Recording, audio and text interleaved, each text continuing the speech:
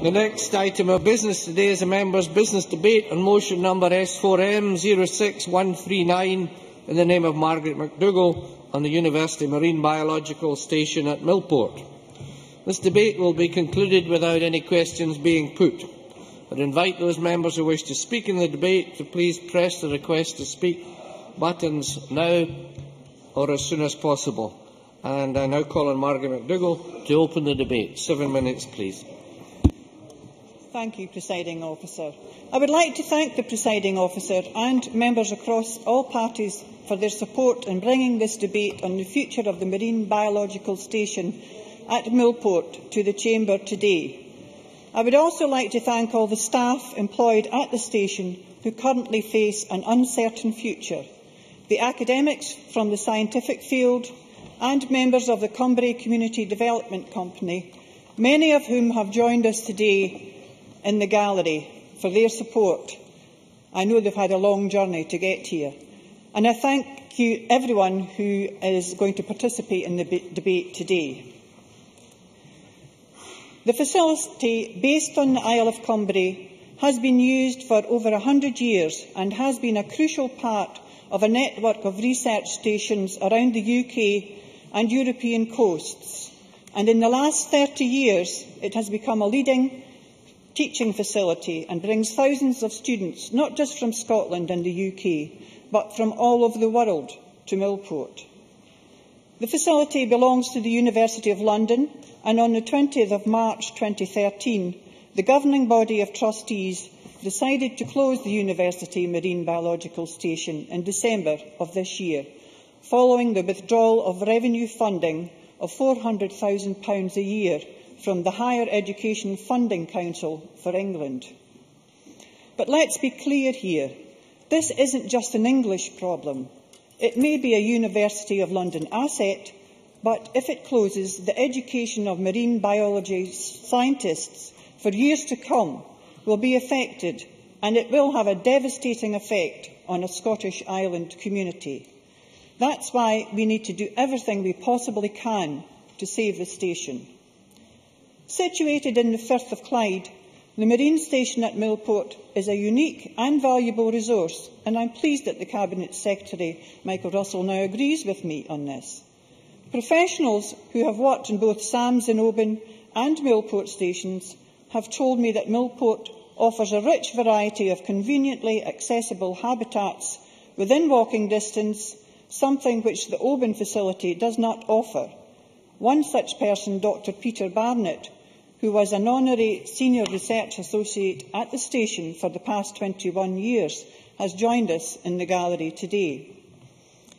There is no doubt the abundance and variety of marine life on the seabed is invaluable to the students in their field studies. But the station also has an 80-bed hostel for students on the site. It owns research boats and a seawater species tanks. These are facilities that Sams and Oban is not able to replicate. That's why there has been a tremendous support by over 13,000 signatories from around the world to keep the station open. I should also mention it has a rather quaint museum and aquarium, which is enjoyed by tourists in the island. The station has been used by Glasgow, Edinburgh, St Andrews, Napier, Heriot-Watt and Best of Scotland universities, and in 2012, 533 students from Scottish universities and 521 students from English universities used the facilities, counter to the claim by the First Minister that it's not used by any Scottish universities. Unfortunately, despite its recognition, none of the Scottish universities have come forward with a lifeline for the station. I asked the Cabinet Secretary what discussions this Government has had with Scottish universities about the possible acquisition of the facility. In terms of the damage done to the local economy, it would be a travesty for such a small island with a population of approximately 1,200 to lose 30 quality jobs. This is the equivalent of 4,000 jobs lost on the mainland and up to £2 million lost to the local economy.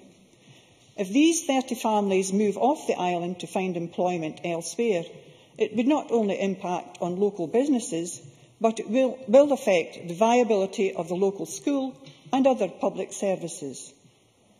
It is much more than the loss of a marine research facility. The consequences are far-reaching for the island. North Ayrshire Council, working with Highlands and Islands Enterprise, have commissioned an analysis of the commercial development potential of the facility, which is due to be completed by the end of June. I hope this will produce a viable business plan to attract interested parties to invest the £10 million capital and revenue funding required to provide a sustainable operational structure, perhaps with a teaching facility and a commercial aspect to secure the long-term future of the station. I'm not sure the Scottish Government truly understands what the loss of this station could mean for the island and beyond. It's also disconcerting that at a recent public meeting in Millport, held by Labour MP Katie Clark on the marine station's future, attended by around 100 people on a wet and miserable evening last week, Alan Hill, the SNP councillor, believed that this debate would make no difference. Does he have no faith in this Scottish Government?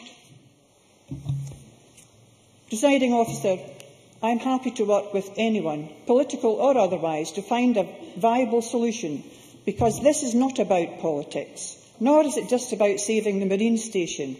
It's about saving the fragile economy of an island in the already disadvantaged area of North Ayrshire.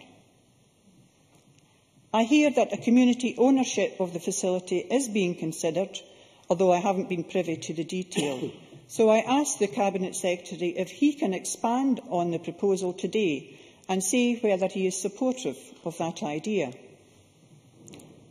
To conclude, I ask the Cabinet Secretary to give assurances today that his government is 100% committed to finding a way to secure the long-term sustainable future, including an element of financial support, if necessary, for the marine station and for the community of Cumbrae. I would urge everyone to come together on this issue for education, for science and for Scotland, so we can unite in doing everything we possibly can to keep the marine station open and the island's economy afloat. Thank you. Many thanks. I now call on the constituency member Kenny Gibson to be followed by Margaret McCulloch. Thank you, Presiding Officer. I would first like to congratulate Margaret-McDougall on securing this debate on a matter first raised at First Minister's Questions on 20th of December last year. In the months since, Cabinet Secretary Michael Russell has chaired a number of meetings involving numerous stakeholders, including North Ayrshire Council, Highlands and Islands Enterprise, the University of London, Scottish Funding Council, staff representatives and others such as the Marine Alliance for Science and Technology for Scotland and the Scottish Association for Marine Science to secure the future of the University Marine Biological Station Millport. On Tuesday, 30th of April, I accompanied Mr Russell when he addressed the staff, while that same day, North Ayrshire Council's SNP Cabinet met to discuss the proposed marine station closure and the prospect of up to 28 job losses at the facility and what could be done to prevent that. I am delighted that the Council has appointed Mr Paul Durant, Director of Business Development at Abertay University, to act on their behalf and HIE on proposals for the future development of the Millport facility. The Council will also work very closely with Cumbrae Community Development Company to deliver local solutions to the closure. CCDC has appointed its Company Secretary, Mr Stephen White, to prepare an analysis and business plan for the continued educational use of the facility. The aim is to transfer the assets and establish a trust this summer to ensure continuity of the business. Local Councillor and CCDC Director Alan Hill has been leading on these issues for the Council, and Council officers have worked hard to identify solutions, and Mr White has also worked virtually non-stop on this in recent weeks too. These new proposals will hopefully show a way forward for the station, in particular ensuring field studies work on the island is safeguarded and a strategy is developed to allow the business to grow. Discussions with the University of London to secure a smooth transfer of assets and a legacy commitment are ongoing. The continued involvement of higher education establishments in the future of the station is also crucial. A huge effort is taking place behind the scenes, with Mr Russell securing a delay in closure of several months while coordinating work to keep stakeholders involved, informed and working together. Mr Russell's office has also approached all 10 Scottish universities with an interest in marine biology to seek their involvement in the station, although to date none have yet indicated an interest in taking over the facility. Mr Russell has also ensured continuing SFC funding. There is a widely held view that an injection of capital, an issue I pursued myself under the leadership of Professor Atkinson before he retired over a number of years, would resolve this situation. However, while money is an issue in terms of both capital and revenue, and chronic underinvestment over 4 decades has undoubtedly led to the current state of affairs, academic leadership from a recognised institution is essential if the UMBSM is to continue delivering the same level of academic excellence as before. Whilst the initial piece of work being commissioned will focus on the marine station, the Council's SNP Cabinet also agreed to a second phase of development aimed at boosting the existing community development plan and building on the potential for tourism and other developments on the island. This will include supporting and developing existing businesses, improvements to the streetscape and public realm, including the pier, reviewing land allocations to enable better development on the island's tourism offer, and finding ways to improve and develop the Cumbrae brand through better marketing and tourist development. Plans should be concluded by next month, and once future proposals for the station have been confirmed, potential funding sources will be identified with a view to allowing the facility to operate self-sufficiently without the need for ongoing revenue support. And there has been significant commitments of funding from both HIE and North Ayrshire Council to this end. I believe that everyone with an interest in the well-being of Cumbrae, its people, local businesses and, importantly, the staff employed at the University Marine Biological Station continue to strive to deliver the best possible outcome for the island at this difficult time, and it is solutions that we do indeed need at this time, rather than a continued discussion of a situation we already know to exist. Thank you very much. I now call on Margaret-McDougall to be followed by Jackson Carlow. Thank you, Presiding Officer. Let me begin today by congratulating my colleague Margaret-McDougall on securing this debate on the future of the Marine Research Station at Millport. I know that this is not only a very topical issue in her region, but is also a matter of the utmost importance to the future of the island of Cumbrae, North Ayrshire and all the people who live and work there.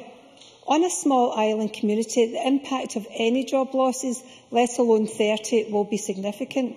That's 30 fewer incomes being spent on the island, supporting the local economy and effectively helping to sustain the community, especially if those affected relocate to find work. I note from the motion that over 1,000 students from UK universities across Scotland and England have travelled to Millport to use the station, and I have no doubt that the loss of those visitors would also seriously affect local traders. Indeed, the whole economy of North Ayrshire could lose up to £2 million. The future of the research station at Millport is also of a huge significance to the academic community, as we've been hearing. It's an ideally placed facility in the Firth of Clyde, with a long and widely respected tradition of supporting internationally recognised research. And even today, with all this uncertainty over the future of the site, it continues to be regarded as a critical part of the country's academic infrastructure and a key location for the study of marine biology, biodiversity and a whole range of related subjects. It would therefore appear to me that decisions taken by the University of London to withdraw funding has proven to be both extremely unpopular and incredibly short-sighted. If we allow this marine station to close, then I have no doubt we will be fundamentally changing the character of the local economy and the local community in Cumbrae, as well as losing a great asset to the sciences in Scotland and the UK. Over 40 academics signed an open letter to the Scottish Government earlier this year to ask for action on this marine station, and I understand that a petition has gathered over 30,000 signatures. I see the Education Secretary is calling for all the interested parties to work together to find an alternative to closure, and I completely agree with him. But the issue here is one of funding and one of sustainability. If the Scottish Government agrees, and I hope that they will they be prepared to step in and help the community find a solution that works for the academic community and the Isle of Cumbrae? Thank you. Thank you very much. And I now call on Jackson Carlow to be followed by Anne McTaggart. Thank you, Deputy Presiding Officer. May I too congratulate Margaret-McDougall on both securing this debate and on the comprehensive motion she has advanced this afternoon. Scottish Conservatives, both locally in Annabel Goldie and me, and generally in concerns expressed by our education spokeswoman Liz Smith, share the dismay that this wonderful and much admired and respected facility in the Isle-of-Cumbrae seems set to close. Like the Cabinet Secretary, my colleague Annabel Goldie has visited the station and was highly impressed with what she saw and heard, and both she and I are aware of the strength of feeling expressed through the petition to which others have referred, which has attracted in excess of 10,000 signatures, no small feat for an island with a population of some 1,400. The public meeting organised by Katie Clark MP gave further expression to this just a couple of weeks ago. Now, as the motion notes, some 30 island jobs are at stake, concerning in itself, but all the more so on this occasion, given that Cumbrae is already classed as a fragile economy. Together with the loss of the many visits to the station detailed in the motion, this represents potentially a mortal blow, a further loss of around £1 million to the island's economy, and it's difficult to see how this can be easily absorbed. What is not in question or in doubt is the excellence of the facility, which gives rise to the issue in hand. Why has the Higher Education Funding Council for England withdrawn funding to the University of London? For what is not in doubt is both the location of the University Marine Biological Station and the excellence of the educational experience to be gained. Cumbrae is ideally situated for the field courses in marine biology and marine microbiology. There is a variety in the types of shore-to-hand and other coastal habitats, all within walking, or as everybody does, cycling distance of the marine station. In addition, the diversity of species and environmental conditions provide many opportunities for learning and investigation. As Professor Mark Laxter, a biologist at Edinburgh University, who coordinated the petition, observed, it's the only coastal field station in the UK that they can visit.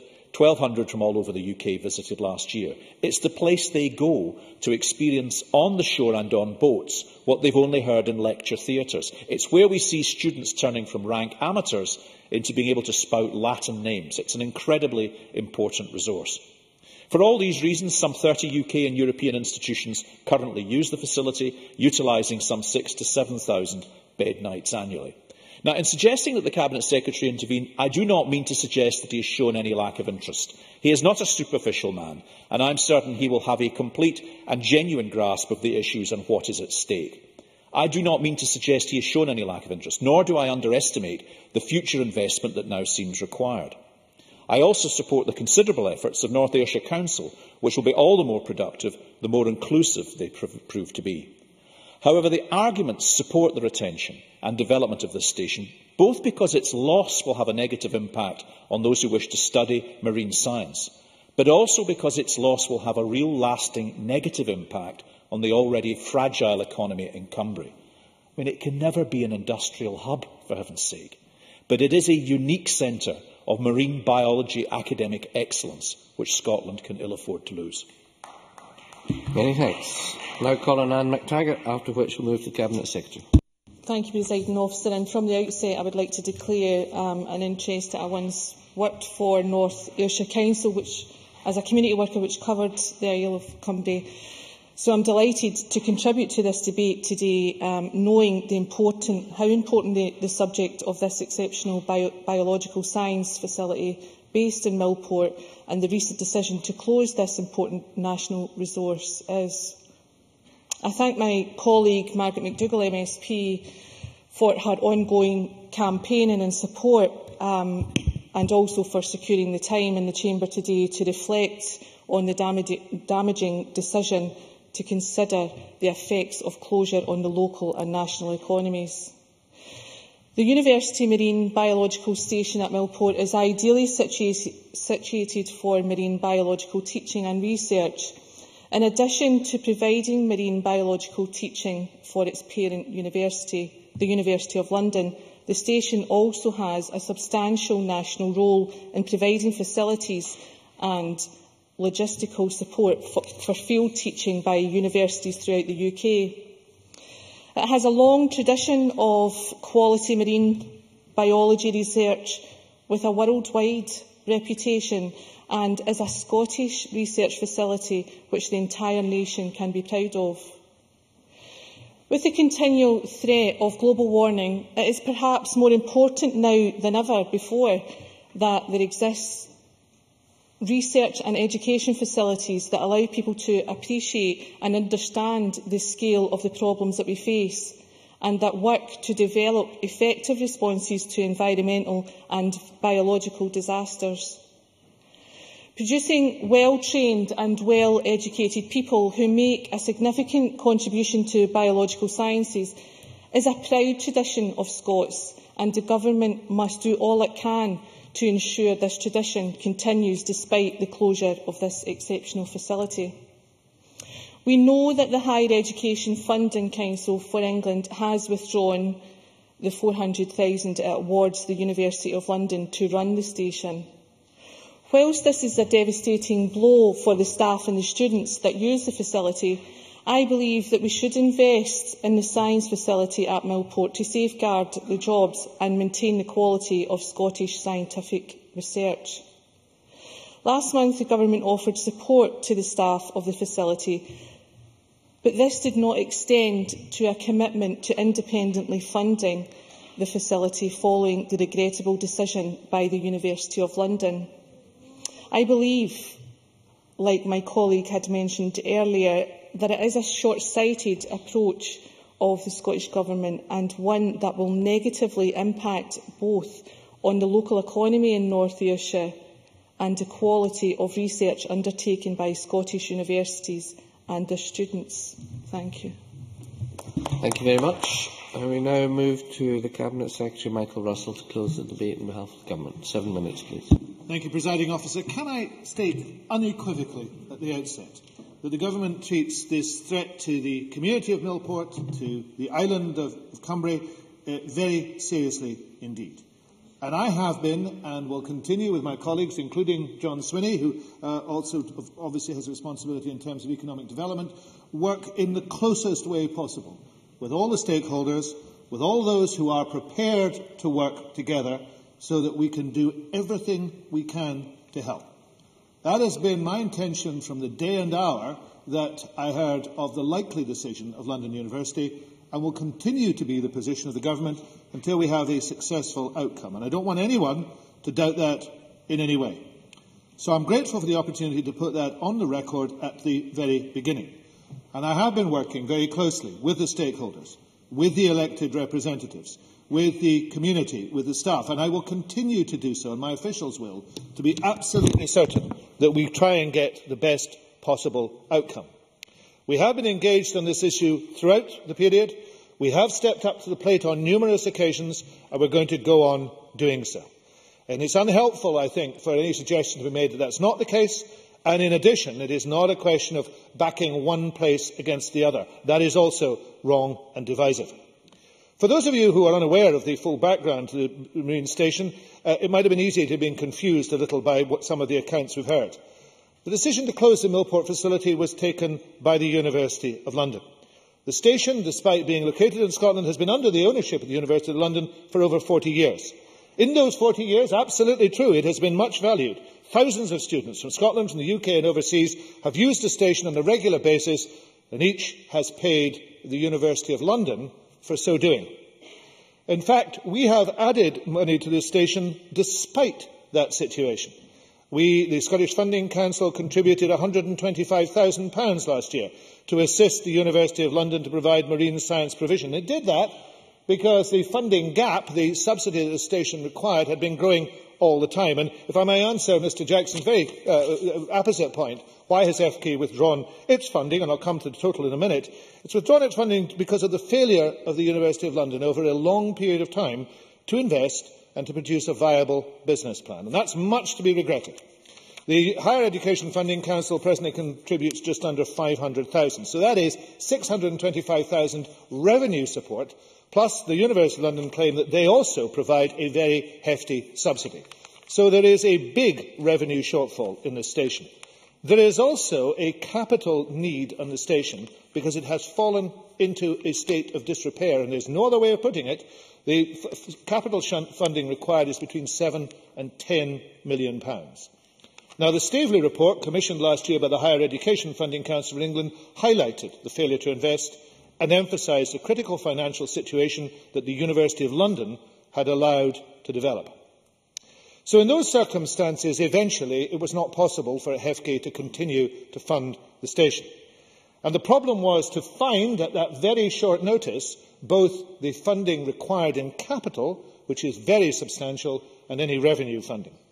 And we have come together in Scotland with the willingness to try and make a difference, to try and preserve the provision of field studies, marine science field studies, and to provide a secure future for the island of Cumbrae. Because I entirely accept, I represent a large number of islands, more islands than any other member in this chamber.